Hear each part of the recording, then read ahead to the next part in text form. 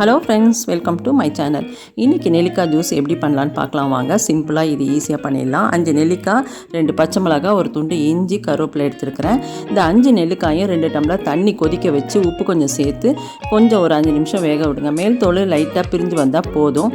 அதுக்கப்புறம் ஆஃப் பண்ணிவிட்டு கம்ப்ளீட்டாக ஆற வச்சுட்டு அதுக்கப்புறம் ஒரு கண்ணாடி ஜாரில் பச்சையாகவே கருவேப்பிலை, பச்சை மிளகாய், இஞ்சி பொரியாக கட் பண்ணி போட்டு அதில் இந்த வேக வச்சு ஆற வச்ச நெல்லிக்காயும் அதனோட தண்ணியும் சேர்த்து நல்லா டைட்டாக ஒரு மூடி போட்டு ஃப்ரிட்ஜில் வச்சுக்கோங்க. உங்களுக்கு எப்போல்லாம் நெல்லிக்காய் ஜூஸ் குடிக்கணுமோ அப்போ கொஞ்சமாக நெல்லிக்காவும் கருவேப்பிலை 2 இலை, அது கூட தயிர், வெந்தயப்பொடி சேர்த்து மிக்சியில் நல்லா அடிச்சுட்டு வடிகட்டி குடிச்சிங்கன்னா சூப்பரான நெல்லிக்காய் ஜூஸு தயிரோட மோரோட சூப்பராக இருக்கும். வீட்டில் இருக்கிறவங்களுக்கு அப்பப்போ செஞ்சு கொடுங்க. தாகத்துக்கு நல்லது, சத்துக்கும் நல்ல எனர்ஜி கிடைக்கும். இந்த வீடியோவை நிறைய ஷேர் பண்ணுங்கள் அவங்க ஃப்ரெண்ட்ஸுக்கும் ரிலேட்டிவ்க்கும். தேங்க்யூ.